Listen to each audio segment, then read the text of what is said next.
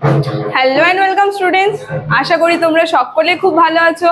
জ্ঞানজ্যোতি coaching সেন্টারের পক্ষ থেকে তোমাদের সবাইকে আরো একবার স্বাগত। তো আমি মীরা ম্যাম, আমি আজকে তোমাদের সেমিস্টার থেকে আবার একটি নতুন টপিক নিয়ে চলে এসেছি।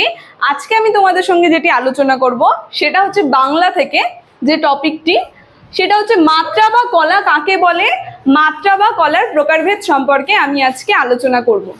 আলোচনাটি শুরু করার আগে তোমাদের ছোট্ট করে একটা ইনফরমেশন দিয়ে দিই। বোর্ডের কর্নারে তোমরা দুটো নাম্বার দেখতে পাচ্ছ, এটা হচ্ছে আমাদের জ্ঞানজ্যোতি কোচিং সেন্টারের হেল্পলাইন নাম্বার। এখানে তোমাদের অনলাইনে ক্লাস করানো হয় এবং তার সঙ্গে তোমাদের নোটসও দেওয়া হয়। তোমরা যদি আমাদের সঙ্গে অনলাইন ক্লাসে যুক্ত হতে চাও এবং নোটস পেতে চাও, তাহলে অবশ্যই এই নাম্বার দুটির সঙ্গে যোগাযোগ করো।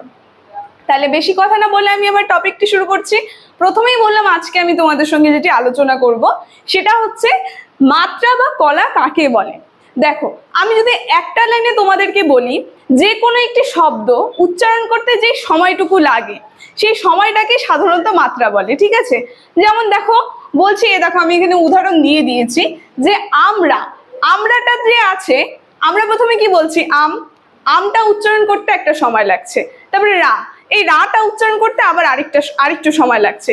এই যে সময়ের যে পার্থক্য বা যে সময়টুকু লাগছে, সময়টুকু পরিমাপ করছে, সেটাকেই বলা হয় মাত্রা। এখন যদি আমি তোমাদের সংজ্ঞার আকারে বলি, তোমরা যেটা পরীক্ষায় গিয়ে যেটা লিখবে, তোমরা একটু লিখে নাও, ঠিক আছে? পরীক্ষায় গিয়ে এই সংজ্ঞাটাই লিখে আসবে, আমি মুখে উচ্চারণ করছি, তোমরা লেখো। যেটা হবে সংজ্ঞা, যে একটি অক্ষর উচ্চারণ করতে যে সময় লাগে। আমি যেটা বললাম, একটা অক্ষর যে তুমি উচ্চারণ করবে সেটাতে যতটুকু সময় লাগছে সেই সময়টুকুকেই মাত্রা বলে, সাধারণ এক লাইনে, ঠিক আছে? যেটুকু সময় লাগছে সেটাকেই বলা হয় মাত্রা। তারপরে মাত্রা হলো অক্ষর পরিমাপের একক। মাত্রা কি? মাত্রা হচ্ছে অক্ষরকে পরিমাপ করার একটা একক।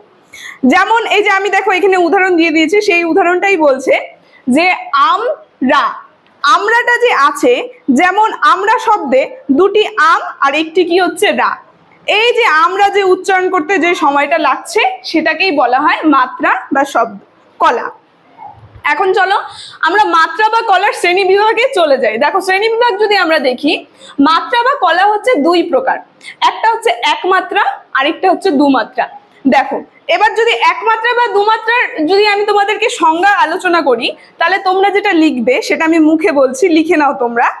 একটি অপসারিত বা মুক্ত অক্ষর উচ্চারণ করতে সাধারণত যে সময় লাগে তাকে মাত্রা বলে। দেখো আমি এখানে ব্র্যাকেটে লিখে দিয়েছি অপসারিত বা মুক্ত অক্ষর।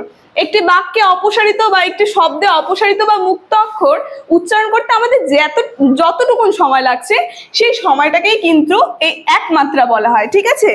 আর যদি আমরা দেখি যে দুমাত্রা সংজ্ঞাটা আমি আলোচনা করছি, তোমরা লিখে নাও। দুমাত্রা যেটা হবে, একটি প্রসারিত বা রুদ্ধ অক্ষর উচ্চারণ করতে সাধারণত যে সময় লাগে তাকে ধরা হয় দুমাত্রা। মানে দেখো আমি ব্র্যাকেটে লিখে দিয়েছি, একটি প্রসারিত বা রুদ্ধ অক্ষর, সেটি উচ্চারণ করতে আমাদের যতটুকু সময় লাগছে সেটাকে বলা হয় এই দুমাত্রা, ঠিক আছে? তো মাত্রা বা কলার সংজ্ঞা আর শ্রেণীবিভাগ তোমরা যদি এতটুকু লিখে আসো, তাহলে এটার থেকে তোমরা 3 মার্কস পেয়ে যাবে।